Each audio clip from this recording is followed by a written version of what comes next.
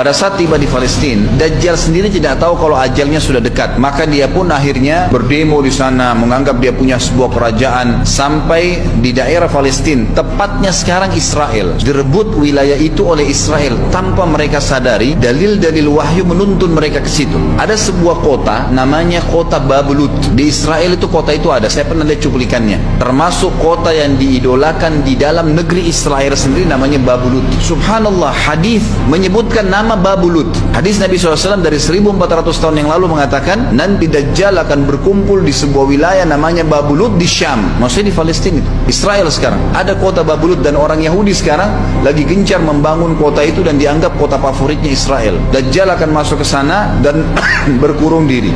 Keluar dari kota Madinah satu orang yang namanya seperti namanya Nabi Muhammad SAW, Muhammad bin Abdullah, dan dia dari turunan Nabi SAW juga. Kata Nabi SAW, akan keluar nanti seseorang dari kota Madinah, dari keturunanku yang namanya seperti namaku, Muhammad bin Abdullah. Juga sama posternya, parasnya seperti aku, sama dengan Nabi SAW, persis alisnya, rambutnya, kulitnya dari turunan Nabi SAW, tapi dari asli kota Madinah. Sebagian ulama hadis mengatakan dari turunan Hasan radhiyallahu anhu ajmain, tapi akhlaknya bukan seperti akhlakku. Tentu tidak mungkin ada orang yang sama dengan akhlak Nabi SAW. Allah mengubah dia dalam sehari semalam. Tiba-tiba berubah menjadi orang baik dalam sehari semalam. Jadi orang faham agama. Orang-orang pun akan datang kepadanya dari masyarakat Madinah berkata, engkau adalah turunan Rasulullah SAW, pimpinlah kami berperang melawan Dajjal. Engkau adalah turunan Rasulullah SAW, pimpinlah kami berperang melawan Dajjal. Maka dia pun menolak. Dia menolak awalnya, kemudian dia menuju ke Mekah diikutin dengan 300 orang pertama dari kota Madinah. Sampai di Mekah, setelah selesai dia tawaf, maka seluruh muslimin menunjuknya sambil mengatakan engkau harus memimpin kami. Dan orang ini punya julukan Mahdi, dikenal dengan Imam Mahdi. Inilah tanda-tanda kiamat yang kedua. Setelah Dajjal keluar, buat kerusakan di muka bumi tadi selama 40 hari itu atau setahun lebih. Kemudian keluarlah tanda-tanda kiamat kedua pada saat dia sudah tiba di kota Babulut di Israel. Keluarlah si Mahdi ini. Pada saat dia tiba di Mekah, dibaiatlah oleh banyak kaum muslimin. Tidak disebutkan jumlah pasukannya, maka terbentuklah pasukan jihad yang mengejar Dajjal menuju ke Palestina. Tanda-tanda kiamat besar yang ketiga adalah pada saat pasukan Imam Mahdi dengan pasukan jihad itu tiba di Darul Baydha namanya, kota putih yang ada menara putihnya, dan itu sekarang di negeri Syam,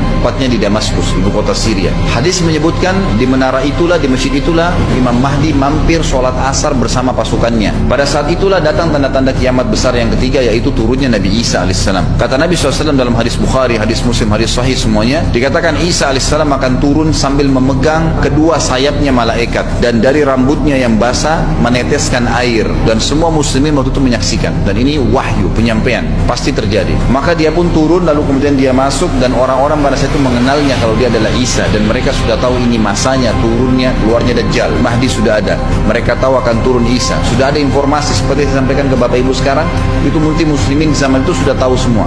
Maka Isa pun alaihissalam waktu itu dipersilakan oleh Mahdi untuk jadi imam, maka dia pun mengatakan tidak, imam dari kalangan kalian. Dan kata Nabi SAW, ini kemuliaan bagi umat ini karena Nabi sholat di belakang umat ini. Semestinya kalau ada Nabi, pasti Nabi jadi imam, tidak mungkin digantikan oleh manusia biasa. Tapi waktu itu Imam Mahdi menjadi imam dan Nabi Isa sholat di belakangnya. Perlu anda tahu juga hadis Nabi SAW yang sahih yang berbunyi, kalau Musa dan Isa hidup di zaman aku sudah diutus, niscaya keduanya akan jadi pengikutku. Jadi memang kena kebenaran agama ini dibawa oleh Nabi SAW. Sholatlah mereka, kemudian mereka menuju ke Palestina. 3 tanda-tanda kiamat sekaligus terjadi. Nabi Isa alaihissalam akhirnya tiba dengan pasukan mujahidin di depan pintu gerbang Babulut. Kemudian orang-orang Yahudi tidak kenal, tidak tahu Nabi Isa, tidak tahu tentang itu Mahdi. Mereka belum tahu ini. Mereka berbangga-bangga saja. Lalu mereka berkata kepada Dajjal, ada pasukan, segelintir pasukan yang mau menyerang kita. Dajjal mengatakan, bukakan pintu gerbang. Mereka tidak akan mampu melawan kita karena pasukannya mereka banyak memang. Maka Dajjal dengan sombongnya menunggu di depan pintu gerbang. Pada saat dibuka, Dajjal kaget melihat ada Isa alaihissalam. Dan pada saat itu kata Nabi SAW, Dajjal faham kalau sudah tiba ajalnya. Begitu melihat Isa alaihissalam, dia lari dan badannya sambil meleleh di depan para pengikutnya. Lalu Isa alaihissalam mengejarnya, mengatakan, wahai musuh Allah, saatnya kau akan menemui ajalmu. Ditusuklah dengan tombak emas di antara 2 matanya, maksudnya di dahinya, ditusuk oleh Isa alaihissalam dan matilah Dajjal.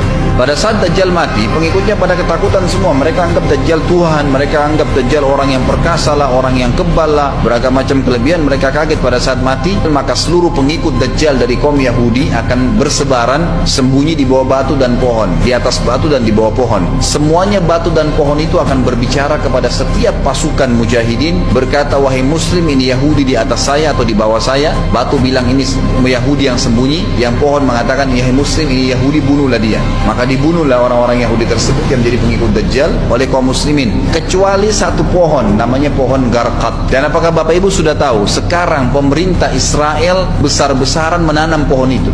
Satu dunia ini semuanya Islam. Hadis sahih, kata Nabi SAW, Islam akan masuk ke setiap rumah dengan kemuliaan atau terhina. Enggak ada lagi penolakan terhadap Islam. Itu hadis sahih. Maka Nabi Isa alaihissalam memimpin pada saat itu, disebutkan dalam hadis, 40 tahun dengan ketenangan menerapkan hukum Islam. Kata Nabi SAW, bagaimana awal umat ini bisa sesat sementara aku yang pimpin, dan bagaimana akhir umat ini bisa sesat sementara yang pimpin mereka Isa dengan menjalankan hukum-hukumku. Dari Nabi Isa alaihissalam nanti menerapkan Al-Quran seperti yang kita lakukan, sholat segala ini sudah selesai dikerjakan semua. Dalam hadis lain dikatakan Isa alaihissalam akan menghancurkan semua salib, membunuh semua babi. Nggak ada seekor babi pun hidup di muka bumi pada saat itu, semua salib dihancurkan, dan yang menjadi tidak ada agama lain, semua Nasrani, Yahudi, Hindu, agama apa saja habis semuanya. Semuanya beriman kepada Allah subhanahu wa ta'ala dan menjadi muslim.